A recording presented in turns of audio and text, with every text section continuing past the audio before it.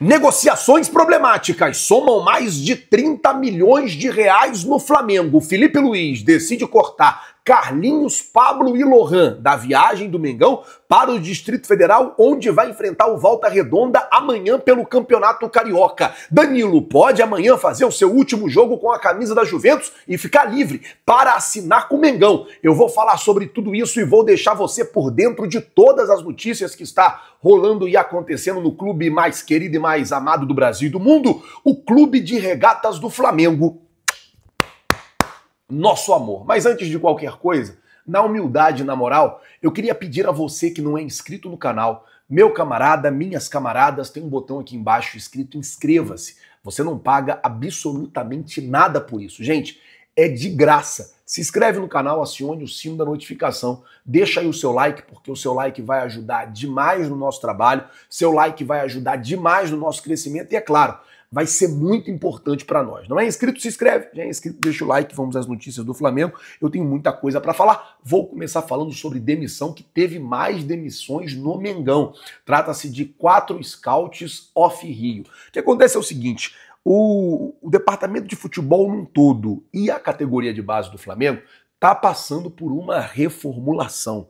E tem muita gente sendo demitido, o Boto tá entendendo, enxergando ali os processos e vendo ainda quem vai ficar e quem vai sair. Com isso, 4 demissões dos scouts off-Rio aconteceram aí na quarta-feira. Trata-se de Marcelo Pereira, que era o scout do Flamengo na região sul, o Silvio, que era o scout do Flamengo na região nordeste, o Márcio Willianer,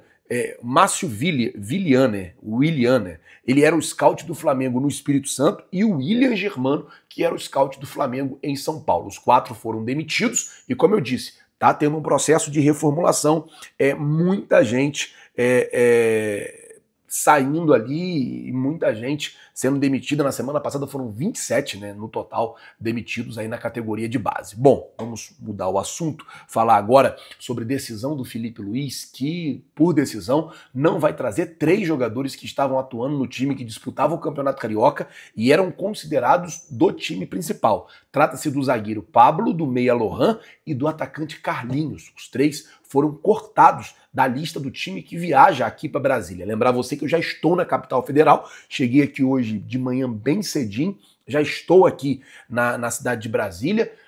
Final da tarde o Flamengo chega, amanhã o Flamengo joga. E a informação até que o Vene soltou é que esses 3 jogadores, Carlinhos, Lohan e Pablo, estão cortados da lista dos jogadores que vão vir aqui para Brasília para jogar amanhã contra o Volta Redonda. É a quinta rodada do Campeonato Carioca, é a primeira partida oficial do elenco principal do Flamengo, e a gente pode ver, inclusive, a Arrascaeta estreando com a camisa 10. É isso mesmo, meus amigos. Amanhã pode ser a grande estreia de Georgian de Arrascaeta com a camisa 10. O Meia treinou toda essa semana sem nenhum problema e sem nenhuma complicação. Flazoeiro, e o Everton Cebolinha?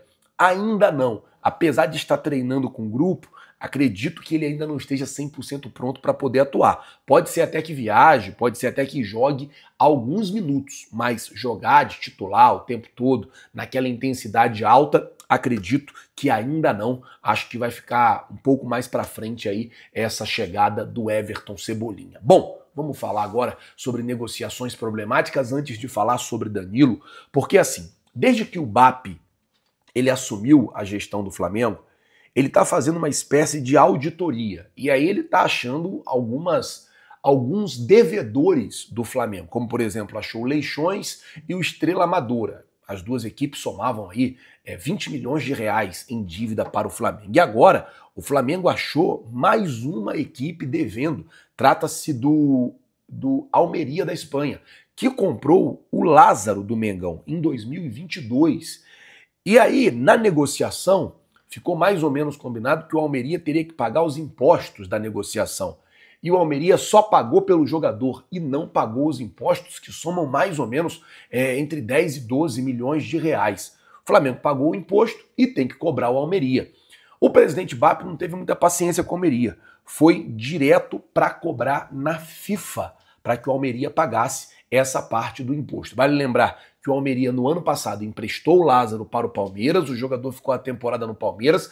No final do ano, a presidente Leila e o técnico Abel Ferreira decidiu por não comprar o jogador voltou. Desde que voltou ao Almeria, ele atuou em 3 partidas e marcou 1 gol. E o Flamengo está cobrando na FIFA esse valor do imposto que deveria ser pago e acabou não sendo. Então, é o que eu disse, assim, isso passa pelo BAP, isso passa pelo vice-presidente jurídico, isso passa pelo vice-presidente de administração, que é o Marcos Mota, que é um cara que conhece muito de contrato, que é um cara que conhece muito dos bastidores do futebol, e o Flamengo tinha aí quase 30 milhões de reais na rua que precisa ser recebido. O Flamengo precisa receber esse dinheiro, até porque se o Flamengo paga todos os seus compromissos em dia, nada mais justo do que o Flamengo receber também de quem o deve de forma justa e honesta em dia. E por falar em dinheiro, deixa eu trazer essa boa notícia aqui, porque o Flamengo está entre os 30 clubes mais ricos do mundo,